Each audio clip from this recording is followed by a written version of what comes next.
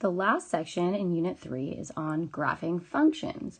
So our essential question today is, how do we graph functions?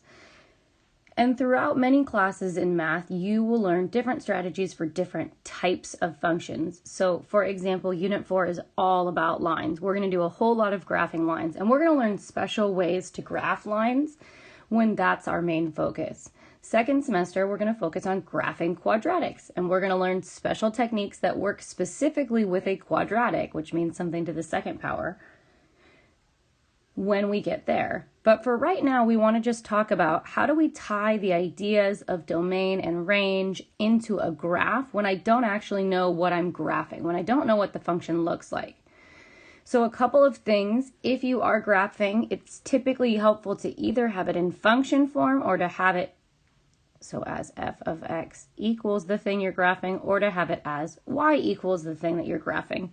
So if it's not set up that way, then that's probably going to be the first thing you're going to want to do is solve for y. The other very important thing, tying back to our idea of domain and range, is if we are given a specific domain, like we are down here on examples 1 and 2, they tell us exactly the numbers to plug in, then you should not connect the dots. Don't connect the dots if they tell you just graph the function at these values, because it's asking you for a discrete function. It's asking you for the values, the plotted points. If you are given a function, like we will be on the next page, where it's not specifically telling you what to plug in, then you should connect the points. So that's a big thing. Only connect the points if you're not given a specific domain. So how do we go about graphing? What do we do? All we're really going to do is we're going to make a table. We're going to choose values. For x, we're going to plug them in and find out what y or f of x is, and we're going to plot those points. So let's work through some examples. Number 1 says f of x is equal to 1/3 of x minus 2. And it tells us we are going to use -3, 0, 3, and 6 as our x values. Which is nice, because if I'm plugging in these values, for example, if I'm going to find f of -3, when I plug that in, 1/3 is a really nice number to multiply by something that multiplies by 3, right? Because here I'm going to have -3/3 when I multiply. Remember, you multiply across the top and across the bottom. So I'm going to have -3/3, which is -1, and -1 minus 2 is -3. So when I plug in 3, I get -3. So I'm just plugging everything into this function right here.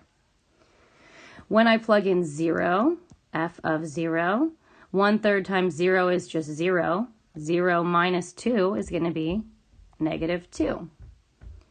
When I plug in +3, another nice number to multiply by 3, 1/3 times 3 is 1. 1 minus 2 is -1.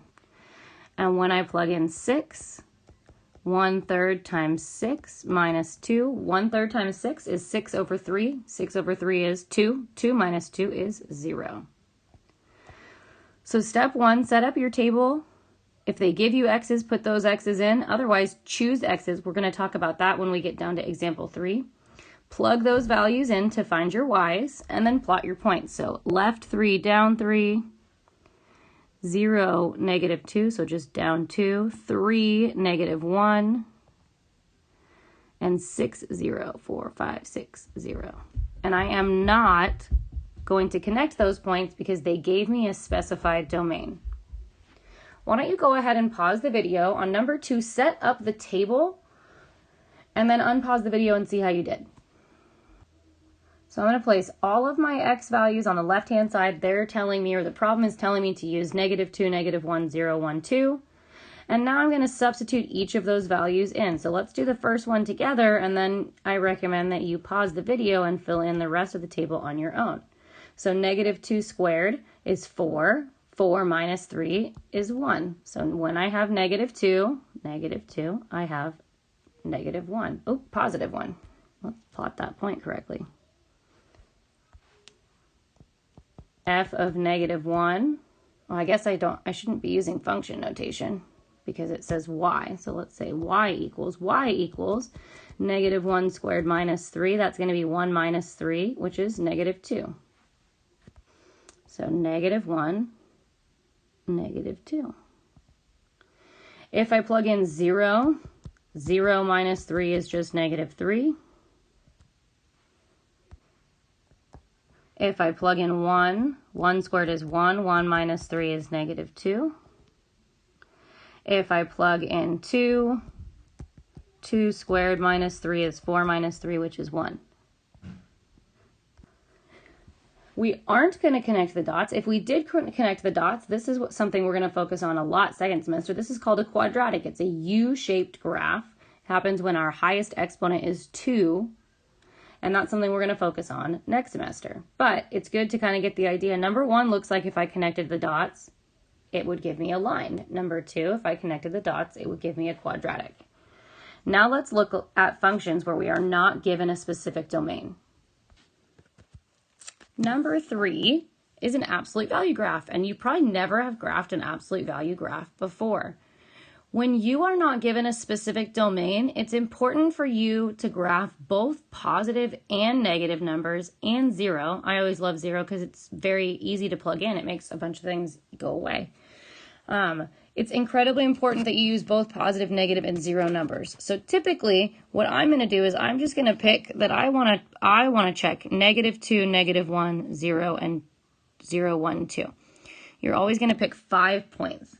If they don't all 5 fit on your graph, that's okay, but you're always going to pick 5 points. Now I'm going to plug each of these values into my equation or into my function g of x and see what happens. Remember that absolute value is like parentheses. You do everything that's inside and then you make it positive. So g of -2 is going to be the absolute value of -2 plus 2. Well, the absolute value of -2 is 2. 2 plus 2 is 4. If I plug in -1, the absolute value of -1 is going to be +1, and 1 plus 2 is going to be 3. If I plug in 0, the whole absolute value is going to go away, and all that's left is 2. If I plug in 1, I get 1 plus 2, which is 3. If I plug in 2, I get 2 plus 2, which is 4. So now I'm going to plot those points, and then I'm going to connect them because we were not given a specific domain. So -2, 1, 1, -3, 0, 2, 1, 3, 2, 4. I'm going to plot all those points. So I've plotted the points the best I can on this tablet, and then I'm going to connect them. So something to notice, an absolute value graph makes a V shape. And I know I didn't do a very good job connecting those points, but that's kind of the best I can do right now with this tablet. An absolute value makes a V shape, and that V shape is representing how far away it is from 0, right? When x is 0, that's the vertex or sort of the pointy part of this graph. Let's see if I can fix this picture a little bit. All right, that's a little better. Now let's look at number 4. Now, the big thing to remember about number 4, I'm going to plug in the same numbers. So I'm going to plug in -2, -1, 0, 1, 2. Again, because I want some positive, some negative values being plugged in. This is also an absolute value graph. So this, when I plot it, should also have that same V sort of shape. Now, the big thing to remember here is the order of operations. When I plug something in to absolute value, I simplify everything inside and then I make it positive. Making it positive is the very last thing that I do. So if I plug in -2, h of -2 is the absolute value of -2 minus 1. So you're going to simplify inside absolute value first. -2 minus 1 is -3. Then after you do that, you make it positive. You don't make it positive until after you've simplified inside. H of -1 is going to be the absolute value of -1 minus 1. -1 minus 1 is -2. The absolute value of -2 is 2. If we plug in 0, the absolute value of 0 minus 1 is going to be -1 and inside, and then I'm going to make it positive. 0, positive 1. If I plug in 1, I'm just going to get 0 inside. The absolute value of 0 is 0. If I plug in 2, 2 minus 1 inside is 1. The absolute value of 1 is 1. Then I'm going to go ahead and plot those points, make sure that it makes that V shape, and then connect. So when I plot them, I am seeing that V shape. I'm not seeing it as easily as I did on number 3 because this one is slightly different. But I bet if I plugged in the next number, which would be 3, 3 minus 1 is 2. Yep, so it would continue on with that shape. So now I'm going to connect as best as I can using straight lines. All right, number 5 and 6 are step functions or piecewise functions, and I'm going to rewrite them so that they're a little bit easier to read. There we go. So this says f of x equals 3 if x is less than 0. There's our first equation. And f of x is negative 3 if x is greater than 0. So there's our second equation. So if we have two equations, what I really want to do is I want to have two tables. I'm going to kind of use the same table, but I'm going to split it into two pieces. I'm going to have the red piece up top. I'm going to have the blue piece on the bottom. In both pieces, we need to put whatever this number is that's with the inequality. So I'm going to have a 0 here in the red side, and I'm also going to have a 0 here in the blue side. Now the red equation is all numbers that are less than 0. So less than 0 means when I plot this point, this is going to be an open circle when I graph it. Then I also need to pick numbers that are less than 0. So let's say -1 and -2. So I've picked three numbers that are less than 0. Well, two numbers that are less than 0 and 0. And what does this tell us? It tells us in the function, everything that's in the number 1 part of the function, the answer is 3. So I don't have to plug anything in. All of these, the answer is 3. So I can plot those points, -2, 3, -1, 3, 0, 3. But remember, when you plot 0, 3, it's going to be an open circle. And this would keep going down and down and down forever. I could plug in -4, -5. So that means that I'm going to have an arrow on my graph going this way. So this is like a horizontal line with an open circle at 0. Now let's look at the right-hand piece of this function. It says -3 for x greater than 0. So let's pick some. So again, greater than 0 means that this is going to be an open circle when I graph it. And let's pick some numbers that are greater, like 1 and 2. And again, everything that gets plugged into equation 2, or the second part of this function, the answer, or the y value, is -3. So I'm going to have 0, -3 with an open circle. 1, -3, 2, -3, 3, -3, 5, -3. So I can plot those points, and then I can connect them with an arrow going this way. So my big tips for you when you're graphing a piecewise function is have a table for each piece and plug in at least 3 values on each piece. Don't forget that you have to plug in whatever number is with the inequality and check to see if it's an open or a closed circle. We're not going to spend too much time focusing on graphing piecewise functions. It's really more important that you understand how to use them. So it's almost more important that you know how to set up the table than it is to actually plot them. So I'm going to rewrite number 6. I also kind of covered it up so you almost can't even see it. It says f of x is 2x if x is less than 1, and it's x minus 1 if x is greater than or equal to 1. So when I make my table, I'm going to use red and blue again. Red is my first piece, blue is my second piece. So the important number here that has to be in one, or in both of them, is the number 1. So less than 1, let's do 0 and -1. At 1, in the top equation, it says less than, so this is going to be an open circle.